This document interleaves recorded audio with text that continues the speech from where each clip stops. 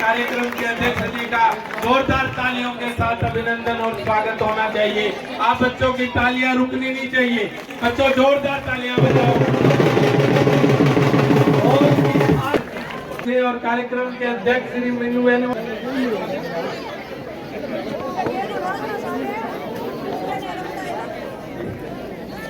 की खातिर वचन साथ लेकर चलता हूँ। मुझे क्या डराओगे मेरे दुश्मन, मेरे दिल में बसा के हिंदुस्तान चलता हूँ।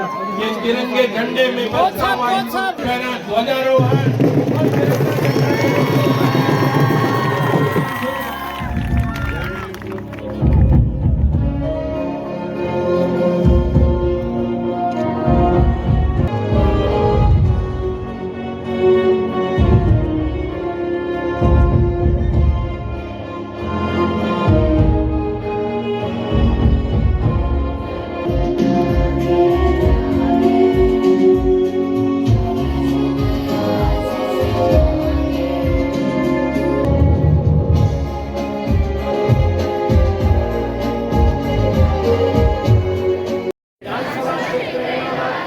सभी खिलाड़ी ईश्वर को साक्षी मानकर शपथ लेते हैं कि हम इन खेल प्रतियोगिताओं को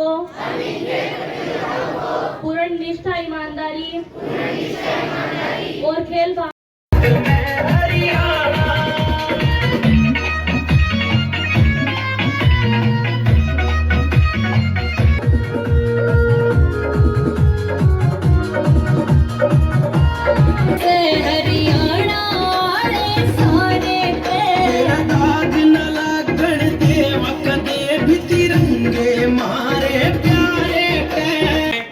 सारे जमाल गांव और इस क्षेत्र की तरफ से आपको हैप्पी बर्थडे जी। आपको जन्म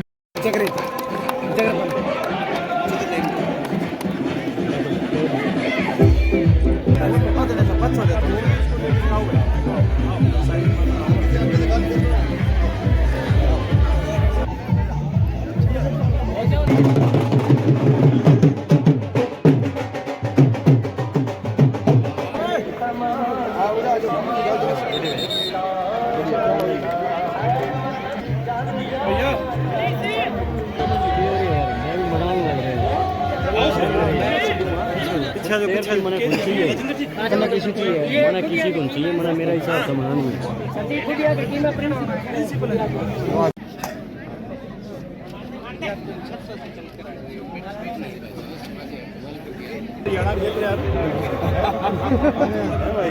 ये ओलंपिक संघ संभाल रहे तो सारे इंदिरा जी थोड़ा ओके जी कैप्टन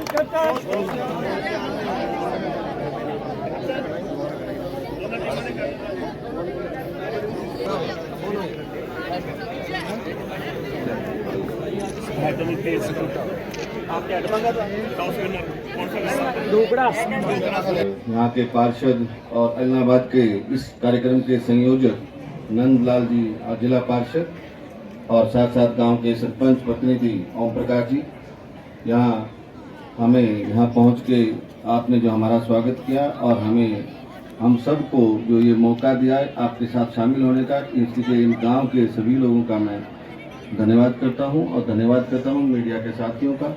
आदरणीय बराड़ा जी, मैं जब इसकी कार्यक्रम की रूपरेखा बनी थी सांसद खेल महोत्सव की, मैं उस टीम का एक हिस्सा था और ये सिर्फ सांसद खेल महोत्सव नहीं था।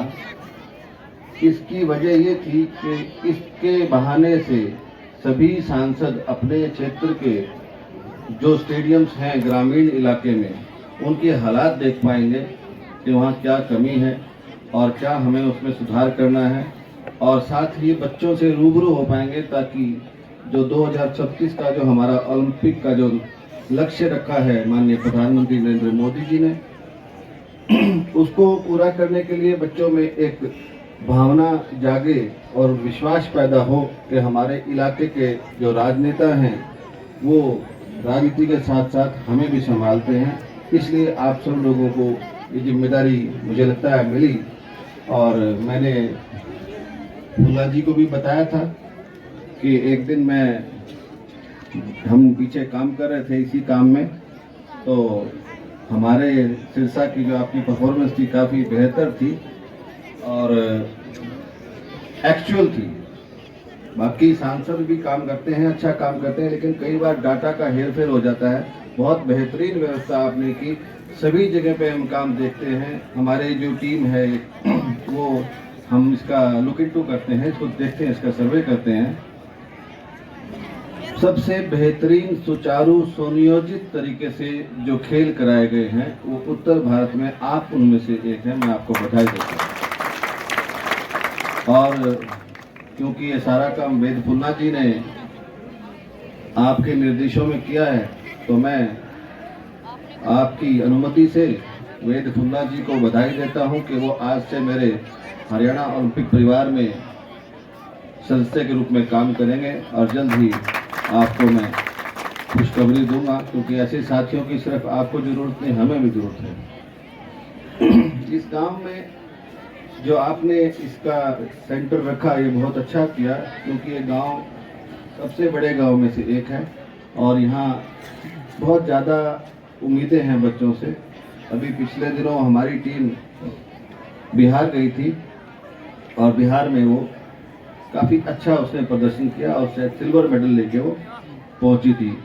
हालांकि काफ़ी विवाद हुआ वहाँ, हमसे हेराफेरी हो गई, लेकिन बाय चांस वो जो मालिक थे वो मुझे जानते थे, तो इन्होंने बच्चों ने मेरा नाम लिया, तो बाद में इनके साथ न्याय हुआ और हमारी टीम जो है वो मेडल लेके आई वहाँ से। CBSE क्लस्टर के गेम थे।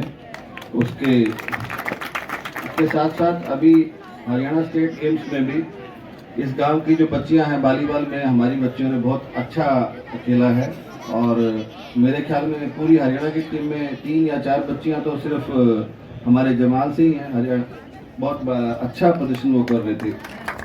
तो ये अच्छा गांव है, पर दुख की बात यह है कि इतना बड़ा गांव होते हुए भी मैं देख रहा हूँ यहाँ व्यवस्थाएं बहुत कम हैं। अगर यही एक स्टेडियम है तो फिर मुझे लगता नहीं कि हम भविष्य में इस स्टेडियम से ओलंपिक के मेडल पैदा कर पाएंगे। मैं जिला पार्षद जी से भी रिक्वेस्ट करता हूँ, सरपंच साहब से भी करता हूँ कि जो पार्टी पॉलिटिक्स है इसको छोड़ के, चुनावी राजनीति को छोड़ के, जिस तरह से हम खेलों में काम करते हैं, हमारी एसोसिएशन में सब लोग हैं, हम खेलों में राजनीति नहीं करते, तो कम से कम इस गांव में स्टेडियम का जरूर ध्यान दें। इस व्यवस्था से तो ये बच्चे नहीं खेल पाएंगे और क्योंकि आपने मुझे बुलाया है और मुख्यमंत्री जी के आशीर्वाद की वजह से हम सक्षम हैं कुछ कर पाने में, तो मैं आपको 30 लाख रुपए जमाल के स्टेडियम के लिए देता हूं। जैसी भी आप व्यवस्था कर पाएँ आप हमें बताइएगा। हम फिक्स जो चीज़ें होती हैं जो घुमा फिरा नहीं सकते, जैसे कमरा है, ट्रैक है, जो चीज़ें घूमने उठा नहीं सकते आप, उसके लिए हम पैसे दे सकते हैं। तो मैं 30 लाख रुपए इस गांव में करता हूं। वैसे भी हमने प्रहलाद जी 9 नर्सरियां हमारे से मांगी गई थी और एक गांव ने तो 2 मांगी थी, हमने उनको भी 2 दी, यहाँ भी इन्होंने मांगी थी, इनको भी हमने दी और काफ़ी उम्मीदें हैं हमें इस इलाके से भी। और जो ये बच्चे आज जो खेलने आए हैं आप में ही, क्योंकि आपकी सबकी उम्र जो मैं देख रहा हूँ कि कोई 8 साल का है, कोई 10 साल का है, कोई 11 साल का है, 1-2 बच्चे हैं जो 12, 13, 14 साल के हैं। जब 2036 का हमारा ओलंपिक आएगा तो आप लोग, कोई 18 साल का होगा, कोई 17 साल का होगा, कोई 20 साल का होगा, और आप ही होंगे जो वो मेडल लेके आएंगे। जैसे हमने एक टैगलाइन दिया है हरियाणा के बच्चों के लिए, मिट्टी से मेडल तक। जैसे आप आज इस मिट्टी में बैठ के कोशिश करेंगे और इस मिट्टी में ही धूल भरी जो हवा चलेगी उसमें आप खेलेंगे, प्रैक्टिस करेंगे, अभ्यास करेंगे और जब मेडल जीत के आएंगे तो उससे सिर्फ आपको फ़ायदा नहीं होगा, उससे हमें भी फ़ायदा होगा। आप मेहनत करें, आप कोशिश करें, आप आगे बढ़ें, हमसे मदद मांगें, आप जीतें। और जीतने की वजह क्या हम चाहते हैं, क्योंकि हमें आपसे बहुत आशाएं हैं, हमें आस है सिर्फ आप जीतेंगे तो आप ही नहीं, हमारा भारत भी आपकी तरफ ध्यान से देख रहा है। तो आपको मेहनत करनी है और हम आपके भाई हैं, आपके पिता हैं, आपके अभिभावक हैं, आपसे बड़े हैं। जब भी आपको खेलों के लिए कुछ भी चीज़ चाहिएगी, हम आपके लिए पूरी करेंगे। और जो हमें निर्देश हैं, किसी भी बच्चे को, चाहे वो उसके पास सुविधाओं का अभाव हो, चाहे उसके माता पिता की कोई पहुंच ना हो, हम उसके साथ अन्याय नहीं होने देंगे।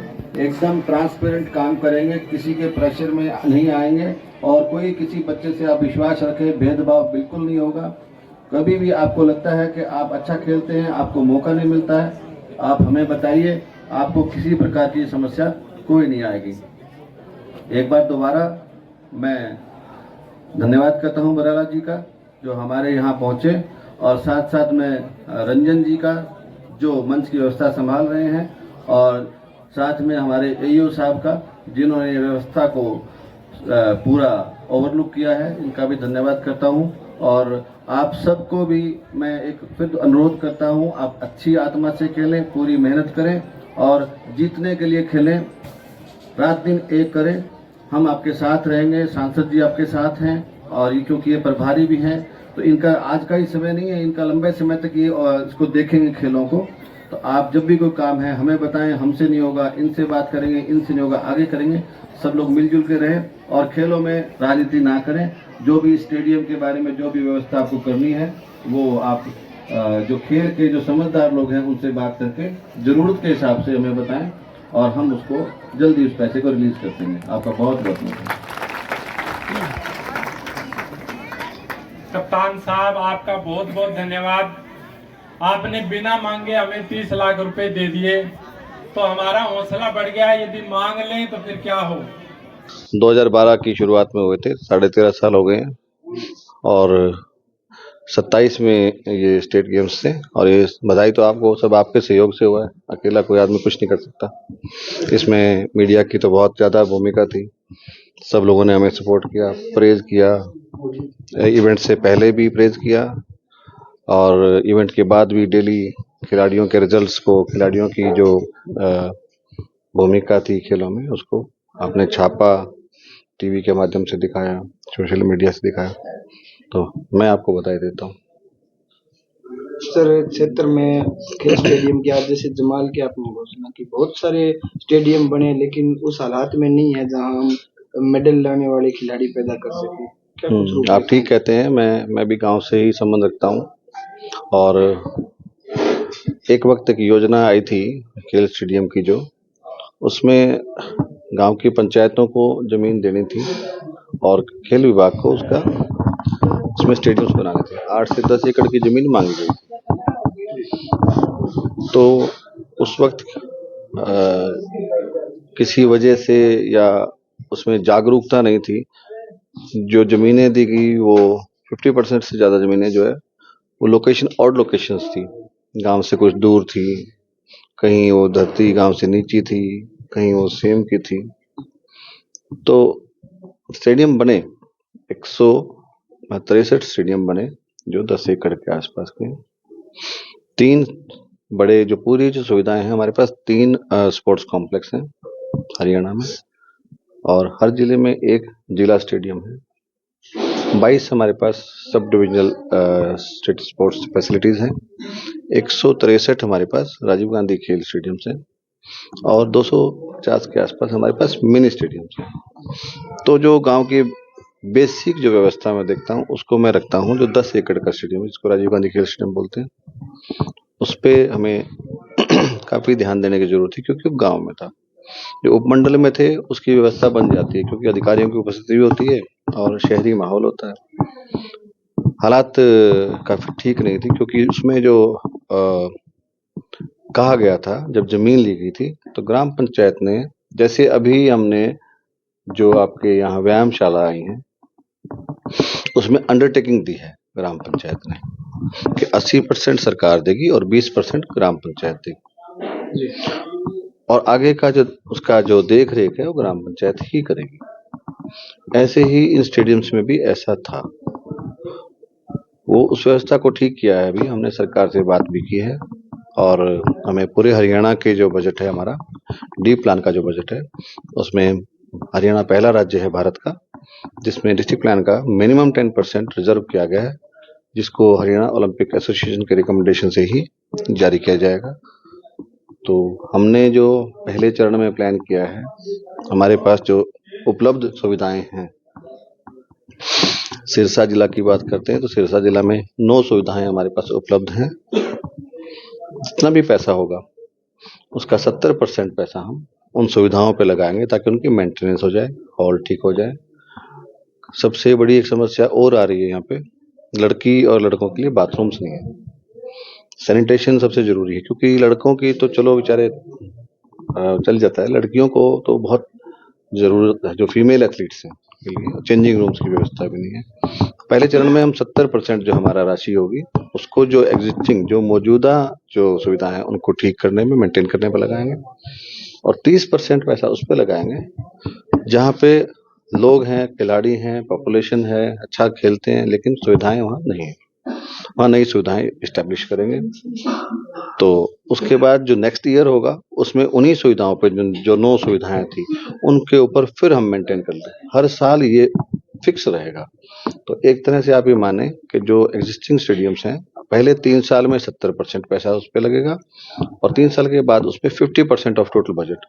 तो हर साल ये मेंटेन होता रहेगा। मोर और लेस इसमें 20 से 25 लाख रुपए एक स्टेडियम को 1 साल का मिलेगा। सर, आप सरकार के अंदर हैं, हरियाणा के अध्यक्ष हैं। एलनाबाद विधानसभा क्षेत्र में कोई स्पोर्ट्स एकेडमी या कॉलेज के क्या प्रयास है? अब तक मेरे पास जो रिक्वेस्ट आई थी या जो मुझसे कहा गया, मुझे जमाल के लोगों ने कहा था और मुझे माधो सिंघाना के हैं उन लोगों ने कहा था, मुझे रूपावास की एप्लीकेशंस आई थी। मैंने जितनी भी मेरे पास एप्लीकेशंस आई थी सारी नर्सरियां मेरी खुल चुकी हैं आपकी। मुझे इसके अलावा कोई भी एक आदमी भी अच्छा नहीं है जिसने रिक्वेस्ट की हो और मैंने उसको मना किया हो। मैं उसी तरफ आपको जा रहा हूँ। अभी हम बड़े स्तर पर हम एक्साई की एक योजना है उस पर हम काम कर रहे हैं।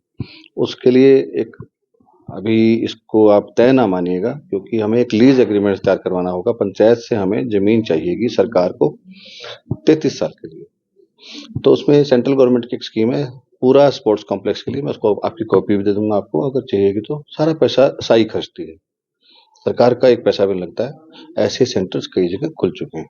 अभी मैं जो अभी लेके आए हैं हम एक सुविधा, वो 58 करोड़ रुपए की सुविधा हम लेके आए। वेलोड्रम हरियाणा का पहला वेलोड्रम है।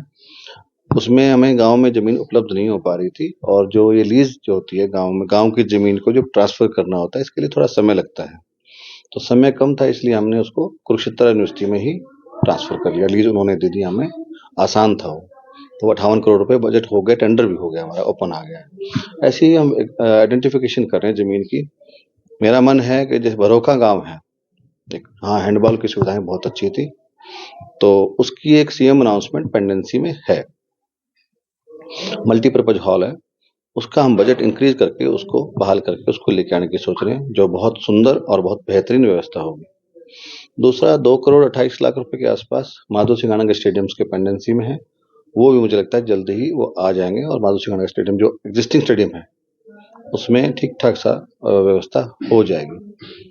इसके साथ साथ सविता पुनिया का गांव है जोधगांव।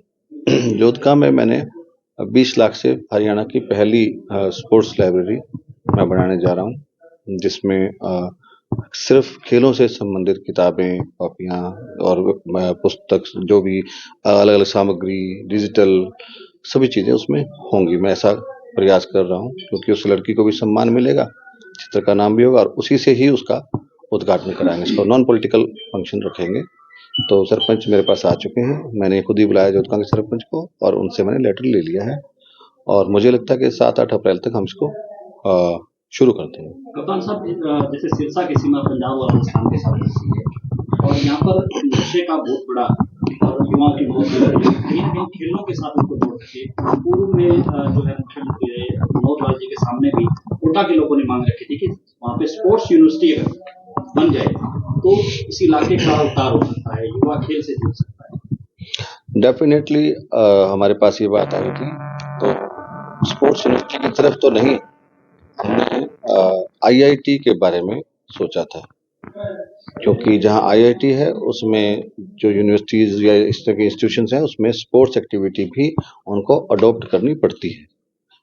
तो एक में दो काम हो जाते। तो जो लैंड जो लोकेशन सेलेक्ट की गई थी उसमें 300 एकड़ से ज़्यादा की ज़मीन की रिक्वायरमेंट थी। रेवाड़ी में भी ज़मीन देखी गई, करनाल में भी देखी गई, कुरुक्षेत्र में भी देखी गई, और हमने बाद में रिक्वेस्ट किया बड़े नेताओं से, और हमने एलनाबाद की भी एक ज़मीन है जिसको हमने आइडेंटिफाई किया है। प्रोजेक्ट बहुत बड़ा है और मैं कहना चाहता हूँ ये कि पॉलिटिकली हमारा हिस्सा सिरसा का कम है, तो फर्टाइल लैंड अभी तक ये कम है, और जहाँ फर्टिलिटी ज़्यादा है वहाँ उनका दबाव सरकार पर प्रत्यक्ष अप्रत्यक्ष रूप से पड़ता है। फिर भी हमने लैंड आइडेंटिफाई कर ली है, उसका सर्वे करवा उसके यहाँ से जो उसकी रिकमेंडेशन जा चुकी है, और शुरुआत मैंने ही की थी। मैंने ही से मैंने शुरुआत करके इसको यहाँ तक पहुँचाया। देखते हैं कामयाब हो पाऊंगा तो, नहीं तो हम जो नशे की बात है उसमें जबरदस्ती ये नहीं रोका जाएगा नशा। इसमें दो तरीके से काम करना पड़ेगा। एक तो अवेयरनेस चाहिए, एक इसमें जिस तरह से मैंने प्रयास किया था, हालांकि उसे पॉलिटिक्स से जोड़ दिया गया, मैंने प्रयास किया था जितने भी खेल हुए हैं आज तक उसमें मैंने एक भी मेरे कॉन्स्टिट्यूंसी का ऐसा खेल नहीं है जिसमें मैंने किसी भी प्रकार का थोड़ा या ज़्यादा योगदान ना दिया हो। उसका कोई पॉलिटिकल मोटिव नहीं था, उसका मोटिव यही था कि लोगों को, बच्चों को बहका दिया जाए और खेल की तरफ मोड़ दिया जाए। मैंने मैराथन की शुरुआत भी की, मैंने जिम भी काफ़ी लगाए, पर बाद में क्या होता है कि उसको देख रेख उसकी नहीं होती है और उससे समस्याएं आती हैं। पर सबको जागरूक होना चाहिए। जैसे आज की शुरुआत है, इससे भी फर्क पड़ता है। थोड़ा सा हमें पुलिसिंग जो व्यवस्था है, जो हमें उनको भी सूचना देनी चाहिए। हम कई बार सोचते हैं कि हम सोचते हैं कि अपना के लिए, इसको भी थोड़ा सुधारना पड़ेगा। और आप लोगों पर भी जिम्मेदारी है, क्योंकि गांव का आदमी गांव में ही रहता है, लेकिन आपके पास आपकी निगाह जो है, आप क्रो आई है आपके पास, एक जो ऊपर से देख सकती है सबको। आपको भी इसमें थोड़ा करना चाहिए। और हमारे लिए कभी भी कुछ बताया। 1 साल के सरकार के कार्यकाल को कैसे देखते हैं? क्या मैं अपेक्षित हूँ सरकार के कार्यकाल पे कुछ टिप्पणी करने के लिए? हाँ जी।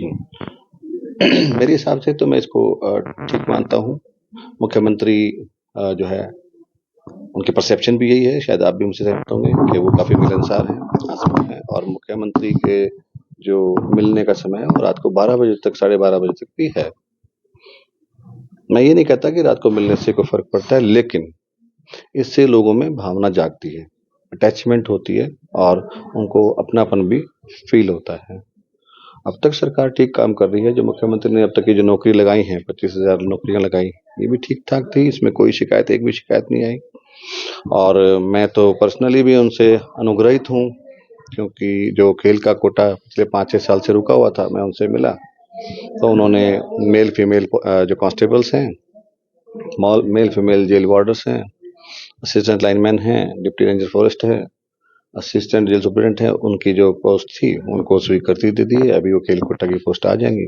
और 450 के आसपास कोचेज की व्यवस्था थी जो पेंडेंसी में थी, वो भी फाइनल स्टेज पे है। वो भी मुझे लगता है कि 2 फाइल उसमें आ जाएगी। वो अग्निवीर का जो कोटा था 10% का, उसकी वजह से वो फाइल दोबारा से चली गई थी, उसमें अब उसका एडिशन हो गया है, भी आ जाएगी। साथ में एक फाइल और है हमारे पास जो टीचर्स की और सब इंस्पेक्टर्स की है। इसके फार्म काफ़ी पहले भरे गए थे, लेकिन किसी वजह से वो नहीं हो पाती हैं, तो उसमें भी काम चल रहा है। तो पर्सनली अगर मैं देखता हूँ तो मैं तो सेटिस्फाई हूँ, क्योंकि मैं थोड़ा इंक्लाइंड भी हूँ। बाकी तो आप ज़्यादा देखते हैं। क्राइम तो काफी किस तरह का?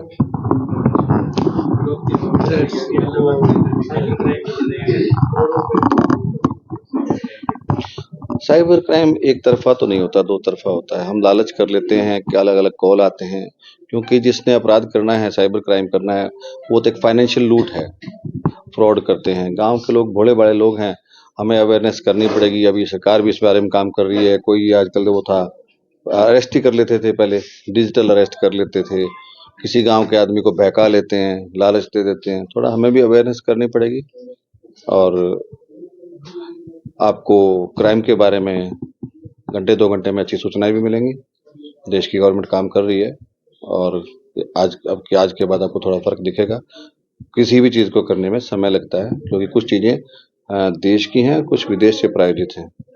तो व्यवस्थाएं काफ़ी तरह की होती हैं। जब आप रिपोर्ट करते हैं किसी को या किसी चीज़ को कंट्रोल करते हैं तो वहाँ की कंडीशंस को भी फॉलो करना चाहता है जो उस गवर्नमेंट की कंडीशंस होती हैं।